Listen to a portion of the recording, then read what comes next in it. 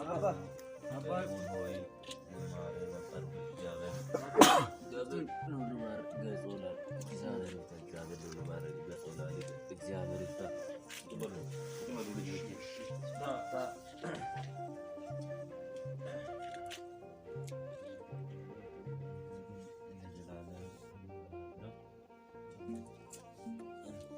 Akkam jirtu? Fayyaa keessanii? Jirtu?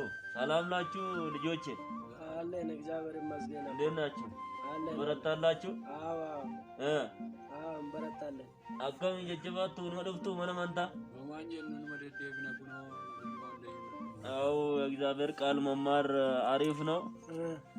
egaa akkuma wangeela keessatti dubbatee jiru bara dargaggummaa keessanii waaqayyoon yaaddadhaa jedha. amma sin waxaatota dargaggoota yeroo akkanaa kana waaqayyoon yaaddadhaa jedha. ሁለተኛ ጢሞቴዎስ ሐዋርያቲ boqonnaa 2 lakkoofsa 22 irratti bara dargaggummaa keessanii kajeellaa fooniirra kajeellaa adda addaarraa egaa foon waan baay'ee kajeelti, didira adda addaa kajeelti, gara badii adda addaatti nama oofti.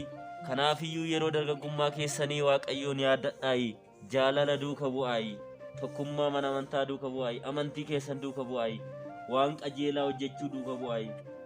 ሐዋርያቶታ አቦtii darban kan akka qulqullicha Taklaa Hayimaanoot fa'aa, qulqulluu Gabra Manfas Qidduus fa'aa isaan duuka bu'aa. waan isaan hojjetan sana isaan irraa baradhaatii hojjedhaa. oliin gadi amantaa wajjin oliin gadi fi biyya lafaa wajjin oliin gadi fiiginaa. asirtuu tizaazaatiin wangeela keessatti barreeffamee jiru suni akkuma haadhaaf abbaa kee kabaji, sobdee dhugaatii hin barbaachisne dhugdaniitoo akkuma sakkartaniitoo waan adda addaa hin dalagne, waan adda addaa akka hin hojjenne garaa keessan gara waaqayyootti deeffadhaa jedha. egaa tizaazaatoon kurnaan wangeela irratti barreeffamee jiru suni haadhaaf abbaa kee kabaji, hin ejjiini, sobaan dhugaa nama irratti hin bayini, waan namaa qabeenya namaa duraa fudhachuudhaaf hin hawwiini kan jedhu abboommota garaa garaa kudhan waaqayyo barreesse sana eeguu qabdu. haadhaaf abbaa keessan kabajuu qabdu.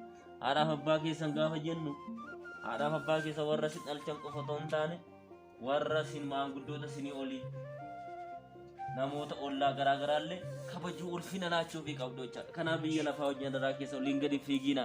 Jabaadha waaqayyo sinaa jabeessu. Bartuu lijoche bartuu. Eeshi basaaminti ደግሞ ኑ እንዳትቀሩ.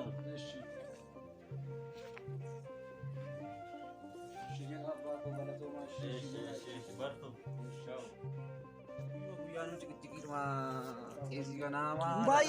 Baay'eetti waan isaa wallaalle nu caqacaqata. Amana dhiisini waan nuti goodaatti intineen dhufa sirma karaa nuti cufe bakka akka nuti sochoonu. Inni jedha nyaannu malee jiraanna nutti leegelle. Kana bakka ani kanaan booda yoo dhibe nan dhiisa. Elaan dhiisuu jennu maal wantaa keenya dhiisnee maal jennaan jennee malee. Yeroo inni jiruun dhufu. Ani immoo sidi deenu. Ayi gaani ilaa sittani mamiti jedhamu. Isa waan barbaadde yoo jettayyuu jecha.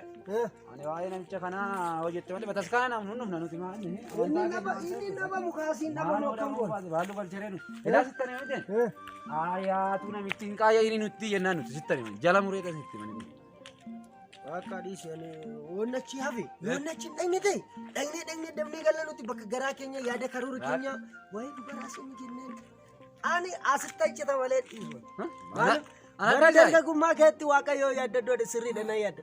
Bara dargaggummaa koottis immoo hiriyyinnatii koo na yaadda. Baat anam bara dargaggummaa kootti hiriyaa koo maan jiraanne gaaban dulloomeen jiraadha.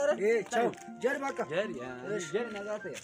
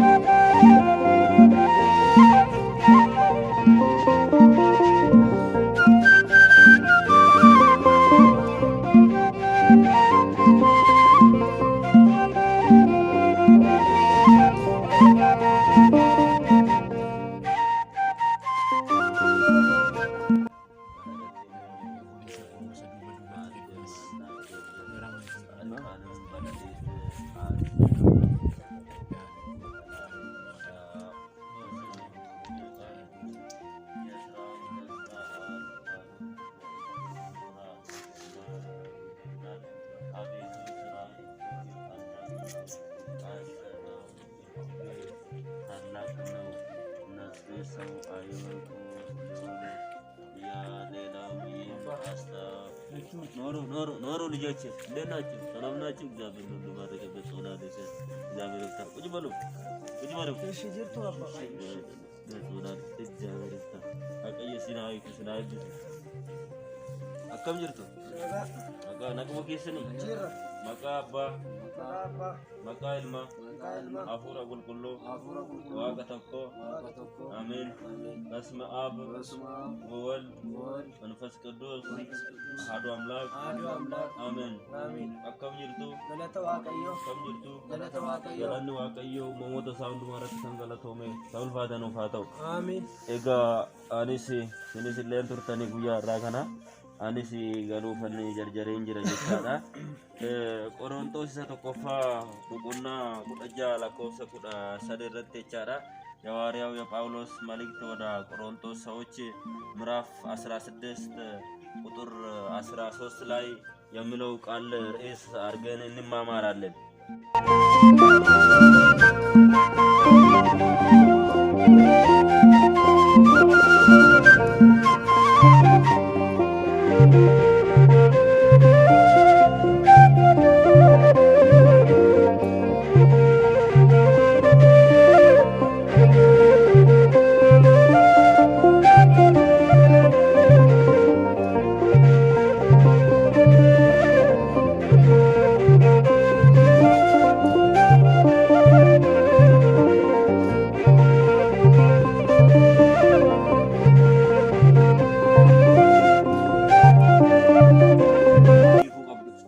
qabdu kadhachuu qabdu.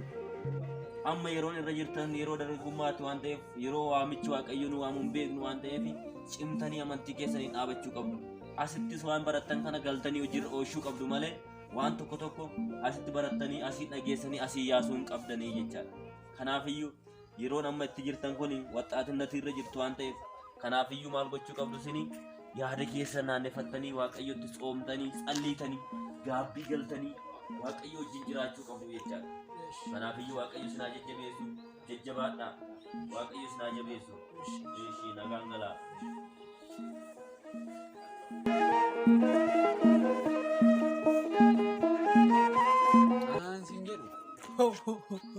Anan siin jedhati ziljetteetuma fool beetillee.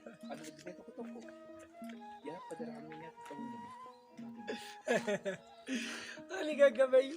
Maaloo namicha kana maaltu duraadha eenyutti manneet eenyumatti manna laata waa'ee namicha kanaa anan siin jedhu. Si biraaf naani atachitti qabdee eegde. Akkaman godha gamoo nagammoo nan ari'aan ofii gootu. Maalan godha reesi laan kun kennamee fi kanumaaf ani isa kabaja malee waa biraatiin miti laabbuleessa kuwanii kana waan godhusa eeyotti dhufa laata goddanyaan qabu namatti mannu qabnu laata. Akkana godha ani sittani ma kunoo amma galuufanii tasa dhuftanii galeerannee dhufne nutis amma immoo kanarra turreedha. Gaafa dhufnu immoo kanarra turreete kanarra turreedha ina wala. Annamitti hin dubbannu. Haa ta'u bakka. Elaa sittani ma dhaggeeffadhooti. Elaa sittani ma laabboleessa ko. Ani sanamichi maalii keessanii barada gurgurummaa keessanii waaqayyoo yaaddadha yaadannu malee dhumna. Ani naxalaan koos kunoo anis elaa kana achitti badaasaadha. Beenuun talitti yoo hittan beellamadheen jira. Oddoon tala koo dhaqeetani. Faana naqure waan hamtu. Baara koo qabaree bittaa moo nyaannan dhugna birriin isa fuunti. Hin dhugiin jedhamiti. Itti dhoofna maaliif inni. Waan gaarii na gorsa. Lammaffaa harraa qabee ani jecha. Harraa qabee maalan godhaa? Hin dhugiin naan jedhamiti. Harraa qabee jecha lammataa yoo dhugni. Naan dhugan. Hawwatti dhiisteeyyooti. Naan dhugaa. Naan dhuga bakka harraa qabee. Dara koo biraan naqaniya. Bakka. Waan barbaaddaa kunna.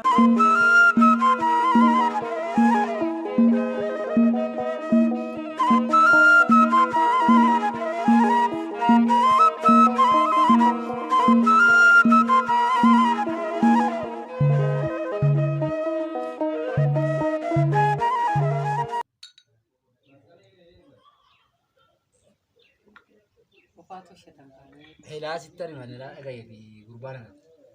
Maali boollatti naqxe moo? Buusii. Boollatti naqxe? Dhugi baakki. Elaa sittani balaa.